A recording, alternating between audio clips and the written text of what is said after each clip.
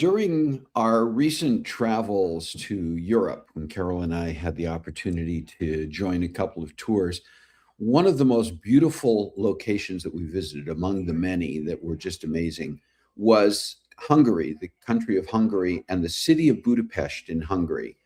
And during our visit there, we had the privilege of meeting a local tour guide who was enlisted to teach us some of the things about the city of Budapest and about the country of Hungary. And we just found her to be so knowledgeable, so charming, so just, I don't know, engaging, that I really wanted to take the opportunity to learn more from her and learn more of her story. And I talked to her about it while we were there in Budapest, and she was so agreeable to it. So you're going to meet a tour guide who has an amazing story to tell, and that who I hope will inspire you to want to visit her beautiful country. So put on the brakes, grab a cup of coffee, and join the conversation, because it's time for Coffee Breaks with Steve.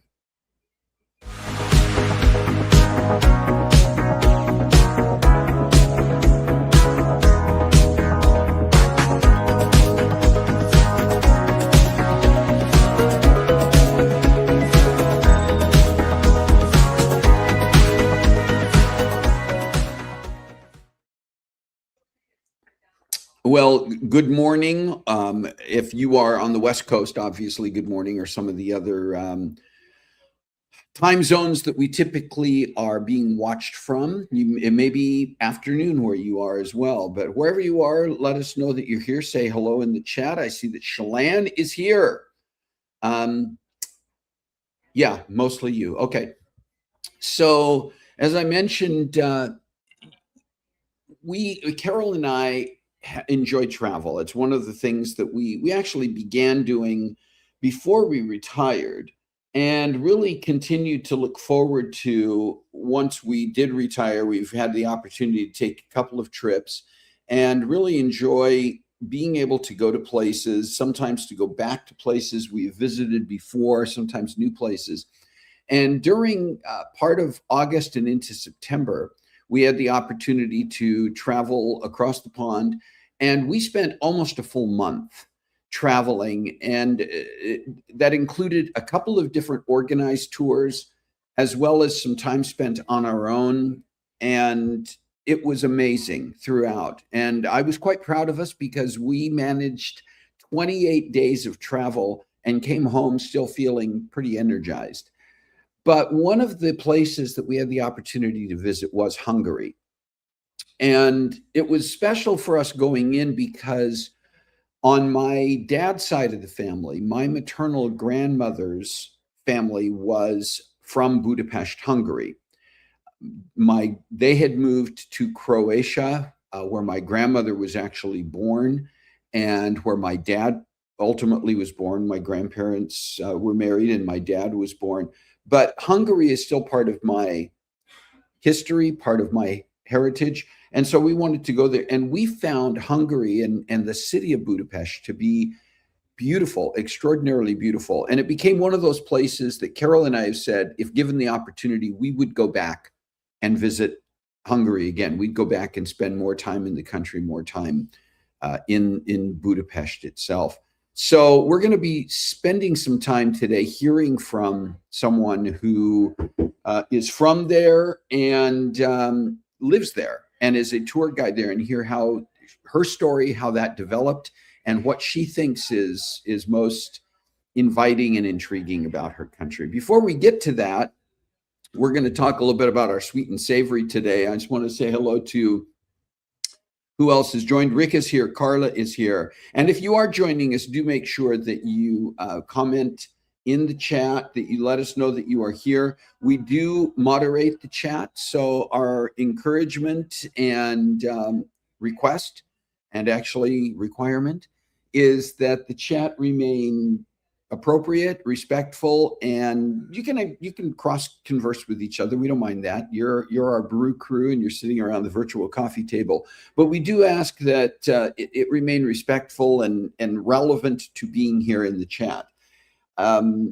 But in the meantime, I wanted to share a couple of things that are coming up, and a couple of things that that I read about this week, or something that I read about this week, that I thought would be special to share with you. This was a cool story. This is in a Louisiana state penitentiary. Incarcerated men were able to dance with their daughters for one special night, and many of whom had not seen each other, daughters and the dads, for years. The tear jerking occasion was organized by a nonprofit organization called God Behind Bars. They are located in Angola, Louisiana, and they partner with churches and ministries on behalf of incarcerated men and women. This is a quote. "When I turned around and saw my baby in that dress and she busted out crying, I sobbed, man, and I ain't no crier," said Leslie, an incarcerated father in Angola who participated in the dance. 37 daughters attended the dance, aged between 5 years old and 20 years old, with 29 fathers, each of whom wore a suit that was donated by Amor Suits. Other donations included the time and expertise of hair and makeup estheticians, a beauty product bag courtesy of T3 Micro, and decorations and floral arrangements provided by God Behind Bars. A Thanksgiving dinner was prepared before the dance, and the dance itself included pieces that were choreographed by the fathers. "We're supposed to be the worst of the worst and the hardest of the hardest," said one of the inmates named Kevin, "and we walk around like that sometimes. Seeing all of us together with our kids, the loves of our lives, with no masks. That was cool." It's hard to put into words what took place at the first ever daddy-daughter dance inside Angola prison, said Jake Bodine, the founder of God Behind Bars, in a statement that he made and sent to Newsweek magazine. He says, "I watched a group of men stand with pride and dignity, shedding every label the world had ever put on them. For one night, they were not inmates, they were dad. And the empty places in every heart were filled with joy, laughter, and a love only God can author." Listen, we love special stories here, and that one is truly, truly special. It touches my heart. And I say, good for you, God Behind Bars. And just my heart goes to every dad, every daughter, every family member, not just at the Angola prison, at the Angola penitentiary. Think about how many family members are incarcerated and they don't get to see family. They don't get to have those times of interaction. So this had to be a very, very special time. And again, the masks come down, the need to present a certain way behind bars in order to keep yourself secure and safe, maybe, and to present a certain image. Those can break down at least for one night. And who knows the impact they can have in the long run. So well done. Well done. Great story, right? Yeah, I'm with you, Shalane. This is precious, and I think it is beyond words. Hey, we have one birthday this week. A friend of Coffee Breaks with Steve, Sean Cullen Carroll, who has appeared on the show, celebrating a birthday this coming week on December 11th. So happy birthday to you, Sean, and wish you the very best. I know he's involved in doing some acting on the East Coast, as well as other business ventures.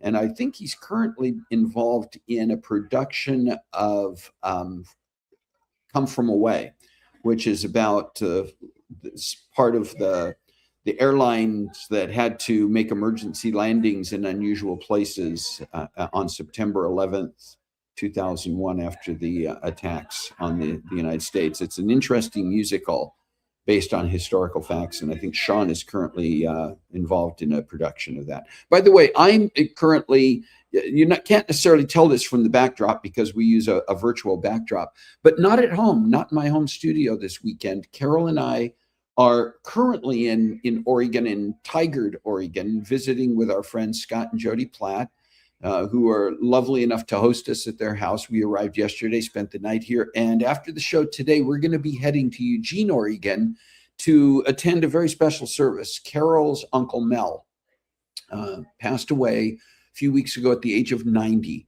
A wonderful man with just a wonderful family.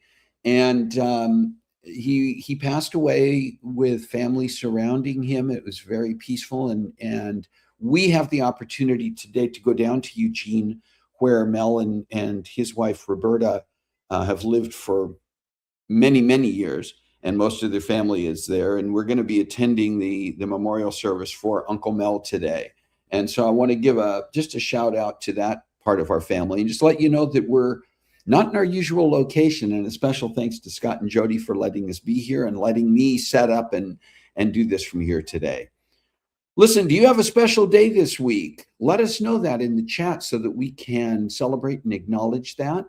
Do you have a special day coming up, perhaps in the rest of this year, going into 2026? Yes, I said 2026 out loud. Got to start getting used to that. It's December. Maybe you have a special story like the one we shared about the daddy-daughter dance in Angola, Louisiana. Maybe you've got some kind of an update from your own perspective that you would like us to share, or an item of interest that you think would be right for our sweet and savory segment. You can email us at cbwsteve@comcast.net, cbwsteve@comcast.net. You see that there on the screen.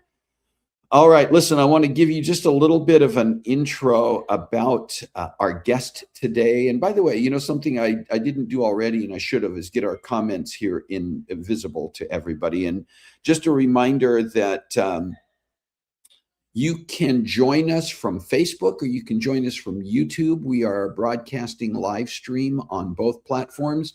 And the chat that is shared here comes from comments that are made either on Facebook or YouTube. So we'll try to keep those visible. If I move them out of the way, it's because I don't want to cover up somebody's face during part of our presentation today, but we'll keep them up there as much as absolutely possible. I want to tell you just a little bit about our guest today and share just some information about her. Her name is Katalin Till, and Katalin graduated from, pardon me, I'm getting some things ready here on my screen so that I can talk. All right, we'll try this. Katalin Till graduated from high school in the last year of Hungary's communist dictatorship, continuing her studies in a brand new course in catering, tourism, and hotels organized by the College of Commerce in Budapest, Hungary, where she also finished further studies in the field of hotel and tourism management. She has worked in the hotel and tourism industry in Budapest and throughout Hungary since 1993 as a local guide. Since 1993, Katalin has worked together with the Hungarian National Tourism Board, leading study tours, city visits, and theme tours for international experts, travel writers, wine and food critics, and cultural journalists. Over the last 30 years, she's been working with several Hungarian destination management companies on incoming tourism programs in Budapest and around the country, focusing on corporate incentives, conferences, and conventions as well. She's also worked as a local guide for river cruise companies for the last 10 years. Besides leading the pre-organized tours of several corporate and travel agencies, Kati has worked as a private guide with individual travelers for 20 years. Her work as a guide and having the opportunity to meet people from all around the globe with whom she can share all the knowledge and the stories she has gathered so far has become her profession, her life, and her passion. As the mother of 2 girls, Kati truly hopes she can share these interesting stories not only with the foreign travelers who visit her beautiful country, but with her daughters as well. All right, listen, we had an amazing time in Hungary. We enjoyed getting the opportunity to meet Kati while we were there and be given amazing perspectives on the city of Budapest and the surrounding area from her as a guide. And now I want to give you the opportunity to hear Katalin Till's story and inspire you to see more of her country and her beautiful city.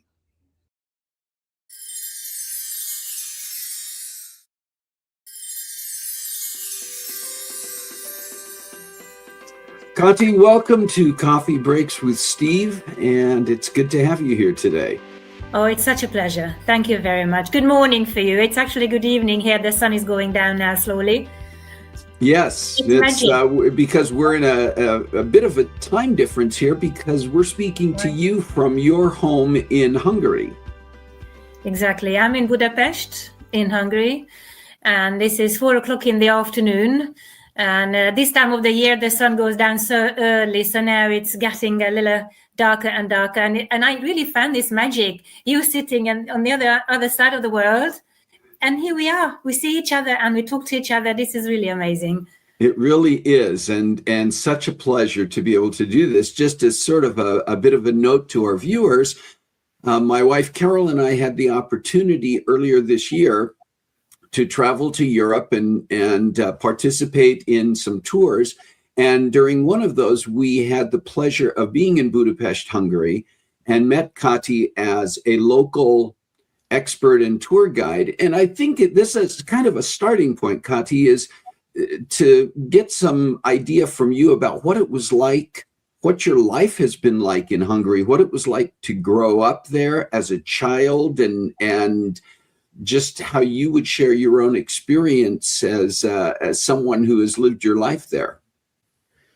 It's a very interesting question, because obviously for everybody, when you think about your childhood, and it's, sometimes for lucky people, it's a romantic, not for everybody, I understand, because not everybody's childhood was really nice and glamorous. But growing up in the 70s in Hungary, to be a child in let's say in a communist country, as a country, we never ever reached real communism. So most of the time I use this term to make it easy for the people visiting us, which period we're talking about. Mm-hmm. But it's basically, it has been socialism. But anyway, the 70s in Hungary was not that hard for a child. It was actually quite easy, because do you really care about free speech, about free media, right?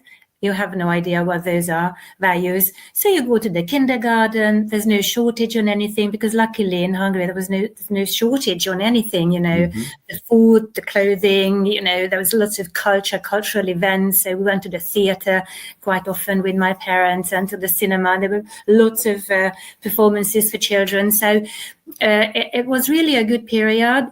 Of course, it was not the same feeling to be an adult during this time, Right. For me, going to public school, because all the kids, we all had to go to public schools, because in a socialist country, everything was public. So there was no difference, basically. Everybody had to study Russian. I had to study 8 years Russian. And it was 4 years in elementary and 4 years in high school. So we had these very interesting, moments of the years of our education. But basically, education was quite good in Hungary, I think. Kindergarten has been really good, and then elementary schools, high schools. If you look around the world, there's so many great Hungarian scientists, artists, growing up, going to school around the same years when I went to school, and they gave so much to the world. And this definitely at all roots in education, I believe. So I was a pioneer, like we all had to be pioneers. That's part of the beauty of communism. It's a system that, that all these countries in Central Eastern Europe, we had to follow, and becoming part of the Soviet bloc countries, following the pattern in many ways. So, but it was a fun childhood. It was, wow. I think I can't complain really. And as you grew up, I'm curious about your profession, and what were the events and the influences along the way that led you to want to become, and ultimately to become, someone who guides tours, who helps people learn more about your country? How did you end up going into this type of work? I also have to go back in time, because as you asked me, how was my childhood? For example, being in a communist country like Hungary, we could only travel to Western Europe every 3rd year. So traveling, to the other world, to the capitalist part of Europe, is always very exciting, and that was something that we always waited for. And I couldn't sleep whenever we had the chance to go and visit family in Western Europe. So that was always a big attraction for me. But then, as I was lucky enough to be born when I was born, which meant that I was just a young adult at the time of the political changes, and graduating from high school, I wanted to study in University of Law, but it was really hard to get into the university to become a lawyer, very hard. So I had to give it up. And then for a year after graduation, I worked. And somehow, I don't know, the wind blew in a piece of paper, which was about a brand new education. They just started that year. So that was basically the first year in the College of Tourism, Hospitality and Hotel Management. And it was for guides, but that was not the only attraction that, to be in tourism. But the main attraction for me was that a foreign language, not more than basic knowledge was required, either English or German. And I studied English in high school, and I always knew I wanted something with people. I wasn't sure what really, but with people, and I loved English language. So I thought it would be something so good to figure out, that I can do both, deal with people and use the language. And then it wasn't on that piece of paper that they started this brand new education. So there is such a thing as a tour guide. And so and then I got in. But the first difficulty to present this to my parents was that this was the very first education, among others probably, but in my life, that there was a tuition. We had to pay for it. Pay for education? Nonsense, unheard of, because it was all free. So now, how do you tell the parent that, okay, so if you could be so kind, please, and pay 20,000 forints per semester, which was a big money at the time. I'm talking about 1990, 35 years ago. I mean, yeah. So then they said, yes, okay. And I went and I studied. And it became more and more attractive for me, studying English. In English language, we had to study history, art history, and geography. And then finally, somebody that I knew offered a work. And I did a tour with a journalist who was an American, a travel tourism expert.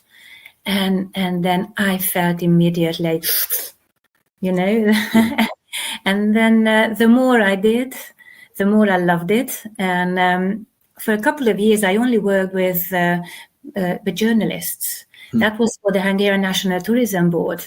So I didn't get first the feeling of such tour groups, for example, that you travel with, regular tourism. But I met travel journalists like food critics, wine critics, specialists in tourism. And that was so exciting to learn, going with them, meeting people in Hungary who were real experts, either on winemaking, wine experts, or to go and learn about Hungarian cuisine from the chefs of the best restaurants. And, year by year, it added more and more to me. So besides coming out from the college, and plus I also studied tourism and hotel management, but I decided never ever go into an office and work in a hotel, because to be out on the streets, out and about all the time and meet other people and share, that became very, very exciting for me. And this is my 33rd year as a guide. And you mentioned this, Kati, but it basically, to be effective at what you do, you're a combination of an historian, a food expert, an art expert, an expert on the political and social status and history of your country, as well as so many other things. And at the same time, something of an entertainer. You have to keep the interest of the people that you are guiding. How do you maintain that level of energy and that level of broad-based knowledge and understanding? Is there a process of continuing to learn, to continue to study, or is it just something now after this many years that just comes naturally? Basically, it comes naturally. There's no such an official, that we have to, do any trainings. We do, of course, because we want to learn more, but it's not a requirement. But if you want to be somebody that's interesting, so that the people are not bored, because if you're bored when you talk, then everybody else will be bored, in the audience, or just a group. Or if it's like a private tour with 2 guests. That's actually the hardest, because then it's a continuous, every minute, every second of those hours, it's very deep, that you give of yourself. But luckily here in Budapest or in Hungary, the different places, different destinations, they require more and more to pass their training. So they give us more knowledge. They want us to go through their educations to get a license. So every year there are more and more such possibilities coming, and these always add on. When it comes to our political life, obviously if you open, and you know what, when the guests are there and you stand in front of them and you look into the eyes, and then you feel the interest. And then you get the questions, and then you learn what's interesting for the people.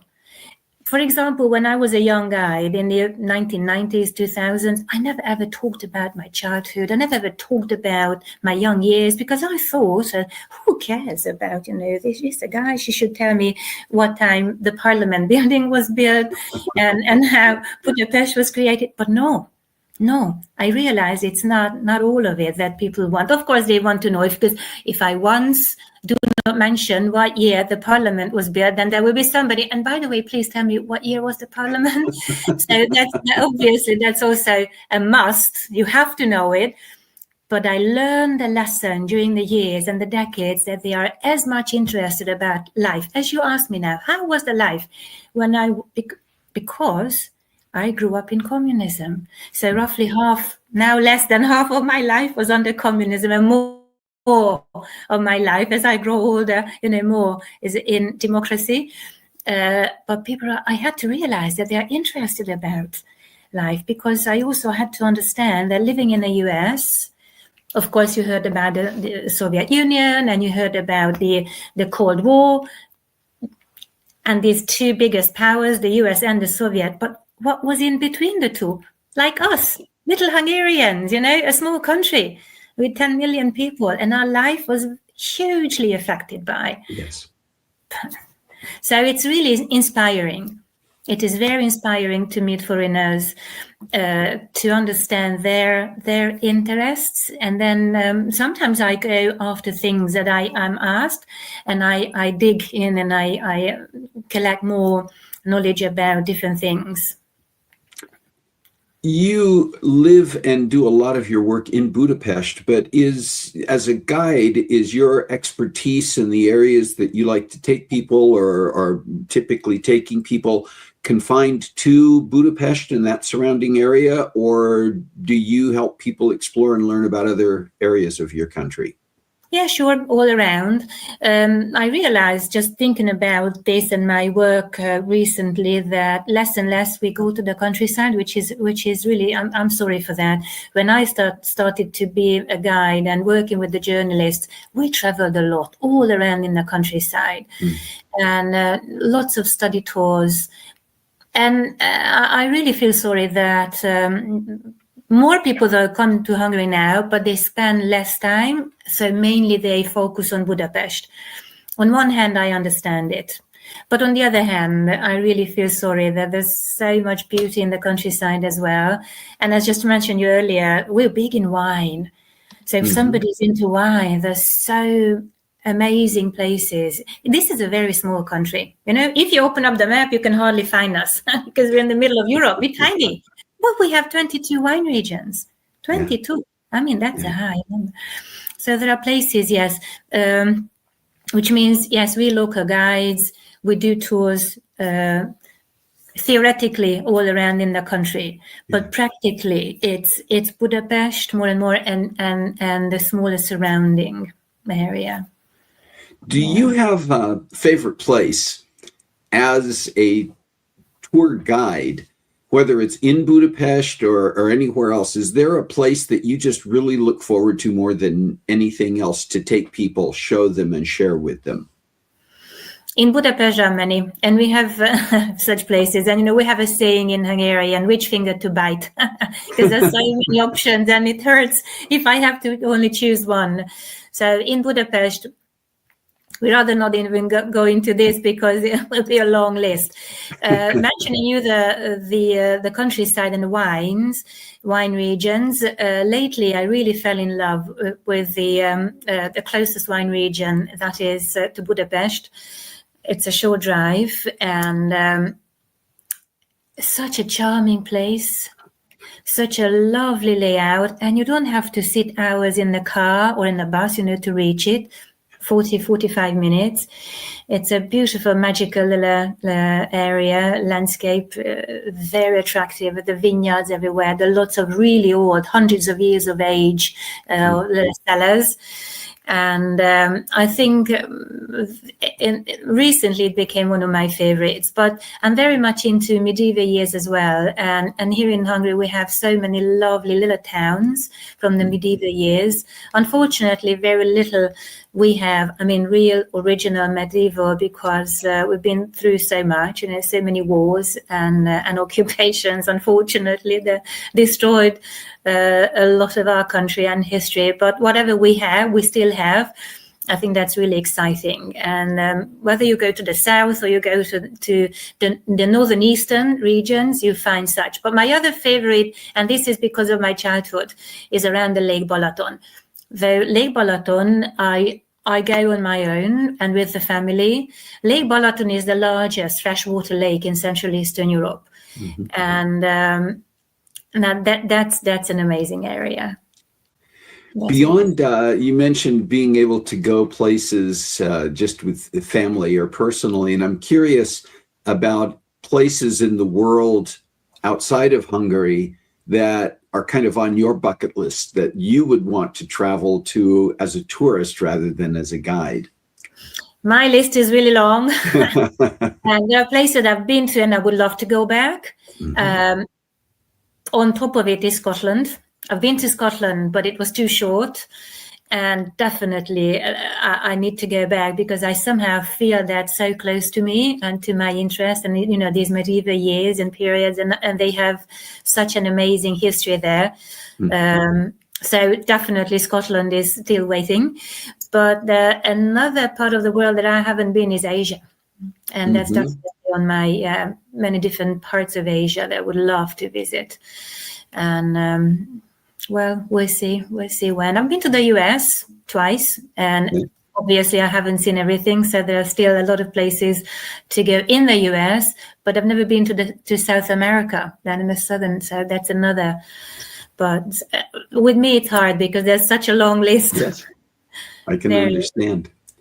What do you find are some of the biggest misconceptions that people come in with that you have the opportunity to maybe address or correct?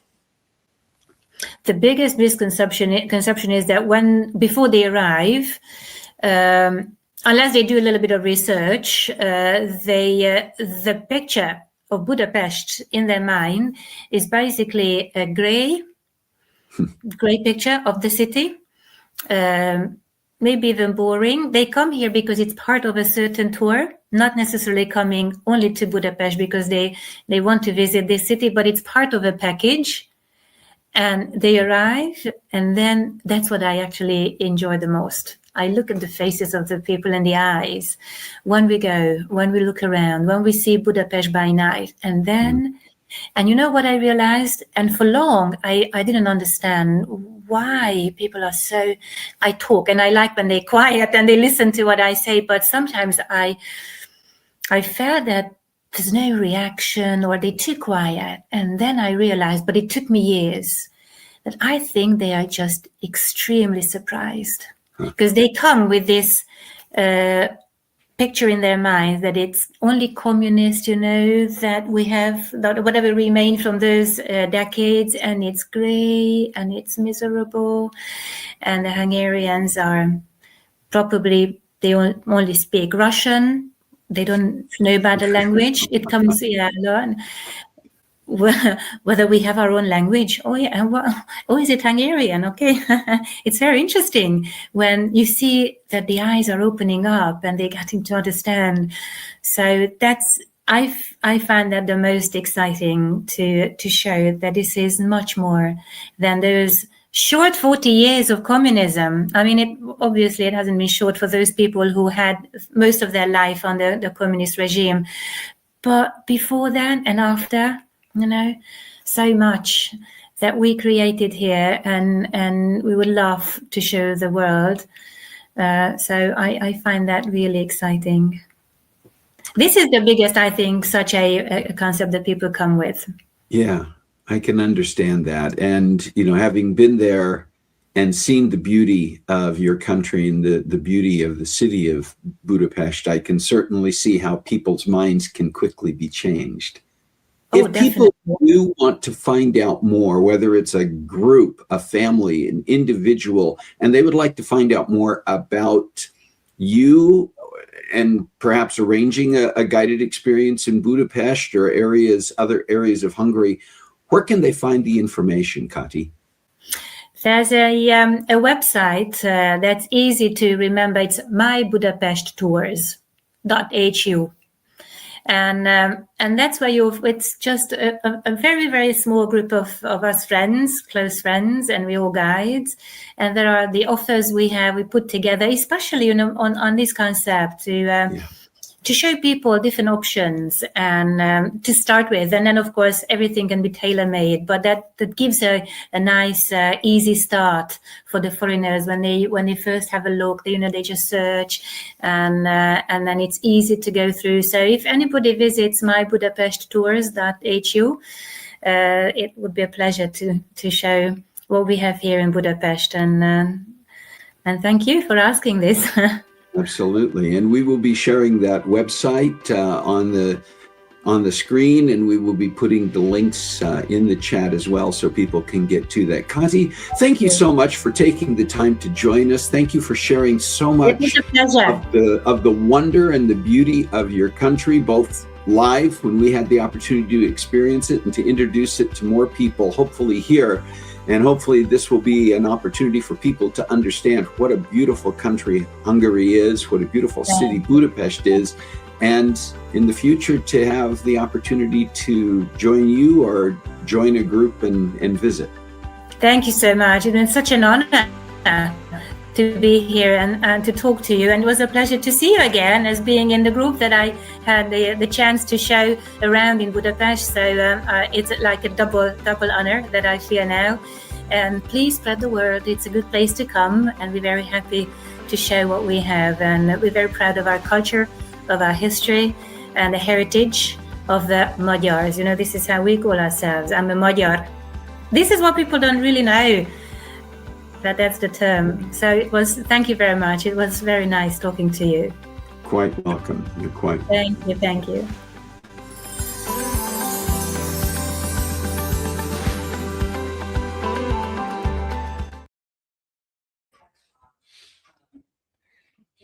So are you inspired? Inspired to consider Hungary among the locations you'd like to have on your bucket list of places to tour? It was really extraordinary for us, really, to visit several countries in Europe, some of which we had been to before, some of which we were visiting for the first time. And really, Carol and I love the history. We love the culture. We really are not so much go find a resort and go lay on the beach type of people. We're just not. I mean, that's not so much. I mean, that's not us. We are the type that want to go someplace so that we can learn about history, about culture, about the art, and the people of a region. And that was one of the things about Hungary. It was just such a beautiful location. The people were marvelous. And Katalin Till just really exemplifies that spirit of personality and connection and the beauty of a place and the people that we enjoyed so much. So I would encourage you to consider Hungary and city of Budapest. And as Kati said, not just restricted. I'd go back to Hungary to see some of the areas we didn't get to see. We did get outside the city of Budapest a little bit on our tours, and it was wonderful to see some of the surrounding areas. But we did stay relatively close to Budapest during our tour, and it would be lovely to go back and see even more of the country.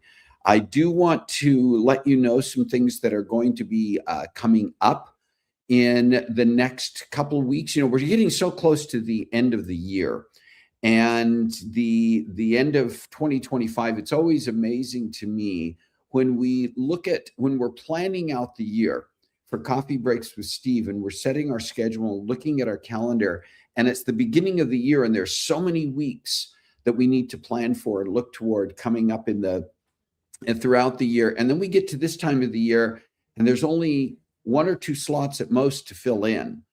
And actually, we're filled in for the remainder of this year. We know what we're doing for the remainder of the year, and we're already looking into 2026. And I look back over the course of this year and just see how many amazing episodes, topics, guests have joined us on here. Just as a reminder, we have now been on the air for more than 6.5 years, moving toward our 7th year of doing Coffee Breaks with Steve. 298 episodes through today. 167 of those episodes have been with guests joining me on the show. And there have been 111 individuals who have joined at least one time on Coffee Breaks with Steve. I'm gratified by that. I'm humbled by that, and just so enjoy being able to share that with all of you. But here's what's coming up in the next couple of weeks on Coffee Breaks.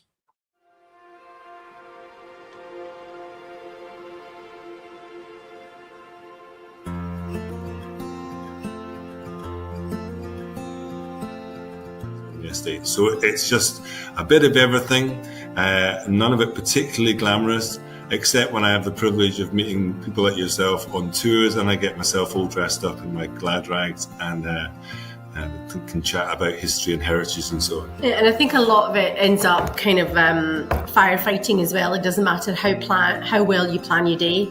So it's like today, we had our day planned, and then got a call from the farmer to say that there's water pouring out of the cottage down the road. So that's Simon dealing with that.